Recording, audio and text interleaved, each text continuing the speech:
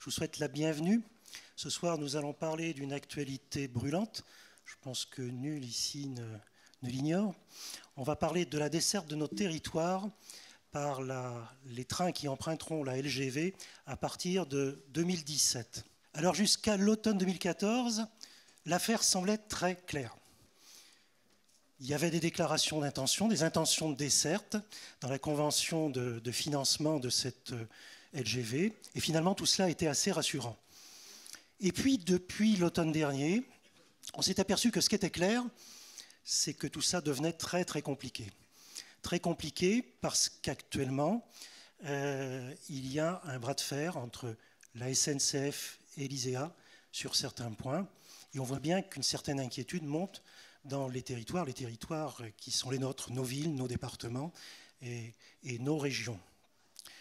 Un médiateur a été nommé, Jean Auroux, qui devrait rendre son pré-rapport dans quelques jours.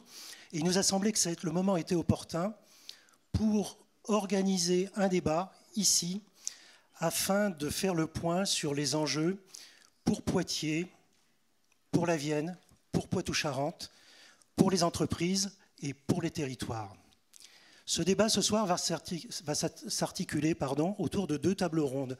Une première table ronde qui réunira des acteurs économiques et une seconde table ronde qui réunira des acteurs politiques. Mais je laisse à Alain Claes le soin d'ouvrir la soirée. Monsieur le député maire de Poitiers, vous avez la parole. Merci.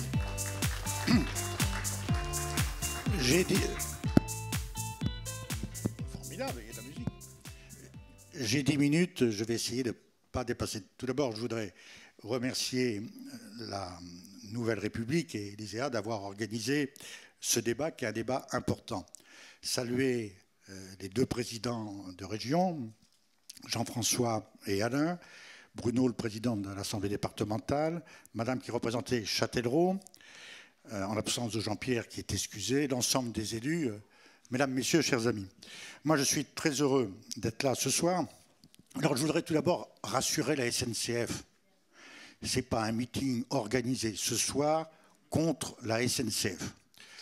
Donc, je voudrais évacuer un point pour être positif, parce que je crois qu'il faut qu'on soit positif. C'est une belle chance que nous avons pour notre territoire.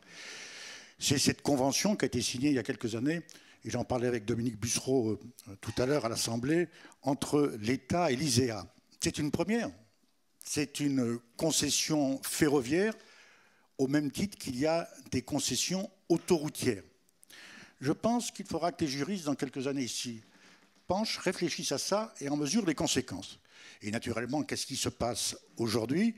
Il y a un bras de fer entre le concessionnaire, qui a des droits de passage, et la SNCF. Donc il ne faut pas que les élus soient pris en otage, car ça serait complètement absurde. Nous sommes les représentants de nos territoires et simplement de nos territoires. Et je suis sûr que le talent de Jean Auroux va permettre de régler un certain nombre de sujets. Très rapidement, comment je vois les choses? Une nouvelle fois, les infrastructures ont été plus vite que les institutions. Quand on a voté à l'Assemblée nationale à l'unanimité la LGV Atlantique, on a voté quoi? Tours-Bordeaux, Poitiers-Limoges et le prolongement au sud de Bordeaux. En votant ces infrastructures, on avait maillé cette future région qui verra le jour le 1er janvier. C'est de ça qu'il s'agit. Et pourquoi ces infrastructures TGV sont indispensables? Par rapport au développement européen aujourd'hui, qui se décale vers l'est de l'Europe, avec l'agrandissement de l'Europe, la façade atlantique dans les relations nord-sud pouvait être enclavée. Donc il était essentiel que cet arc atlantique puisse être irrigué par la LGV. C'est le premier point positif. Et je crois que les deux questions que j'allais vous poser ce soir, elles sont relativement simples. Tout d'abord, pour nos territoires, et puis pour les entreprises, car c'est de ça qu'il s'agit. Est-ce que la LGV est une chance pour nos territoires, à l'évidence. Car les villes ou les territoires qui ne sont pas sur des flux, ce sont des territoires qui sont fragilisés. Mais est-ce que l'installation d'une ligne ferroviaire comme la LGV est suffisante? Non. Il faut qu'à l'installation de cette ligne LGV figurent d'autres conditions. Et moi, je souhaite qu'on puisse les aborder ce soir. Première condition, nous sommes dans une gare multimodale. À quoi ça servirait une ligne LGV si on ne pouvait pas avoir une capacité de rabattement de voyageurs à Poitiers, 2 500 000 voyageurs par an, grâce au TER. Donc il y a une condition essentielle, et c'est de la compétence des régions, que ce maillage des TER autour des lignes LGV puisse être renforcé dans les années qui viennent. Il y a eu des efforts de la région Aquitaine et Poitou-Charentes extrêmement forts. Il faut poursuivre. Ça, c'est la première condition. La deuxième condition, bien entendu, ce sont les arrêts. Il faut se poser le problème simplement. Si on en reste au rapport de la Cour des comptes, il faudrait qu'il y ait 14 arrêts ou 15 arrêts pour distribuer les grandes métropoles en France au niveau de la ligne LGV. Ce serait une absurdité. Inversement, de ne pas considérer que la métropole de Bordeaux attend des choses positives de la LGV, ça serait aussi stupide. Donc il faut trouver un cadencement suffisant pour que l'ensemble, le plus grand nombre de collectivités, puissent être distribuées. Mais le juge de paix, on le connaît. Ça sera, dans les 5 ans ou 10 ans qui viennent, on peut raconter ce que l'on veut, le nombre, la demande du nombre de voyageurs. Poitiers a 2 500 000 voyageurs, c'est une chance.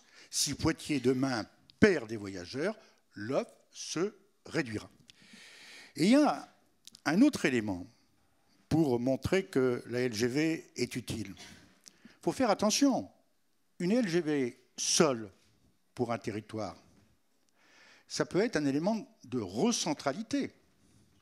Si dans une ville comme Poitiers, dans un département comme la Vienne, nous n'avons pas des fonctions d'attractivité, de centralité suffisantes, les entreprises n'auront pas forcément intérêt à garder des centres de décision à Poitiers et pourront, grâce au TGV, ramener ces centres de décision à Paris. Donc,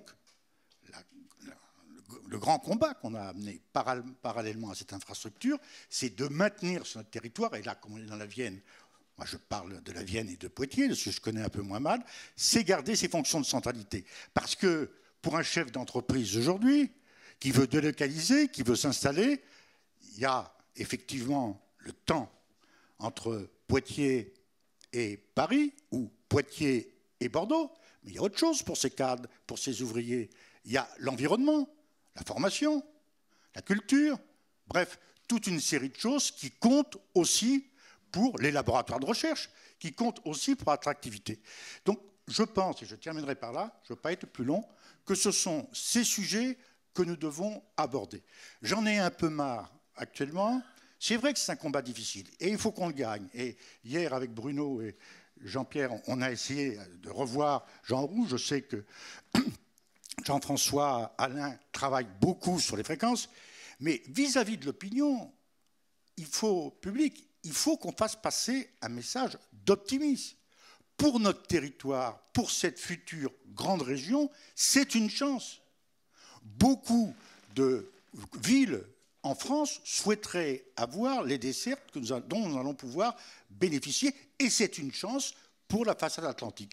À nous maintenant de prendre en main nos territoires, nous battre sur les fréquences, développer les TER. Moi, je trouve ça formidable que Lusignan, les TER le matin sont remplis, venant de Lusignan, ils changent de voie pour prendre la LGV. C'est ça, permettre à 30 km autour de Poitiers de pouvoir bénéficier de cet outil. De même qu'entre Poitiers et Châtellerault, il faudra, en complément des TGV, développer les TER. Donc, moi, je vis cela comme une chance, il faut se battre, et je suis convaincu, on en avoir discuté avec Bruno et les présidents de région, que tous les élus, sur ce sujet-là, sont mobilisés et vraiment ont des intérêts communs et tirent, quelle que soit leur opinion par ailleurs, tirent dans le même sens. Et je vous assure, si on continue à le faire, c'est une chance pour nos territoires. Merci et bonne soirée.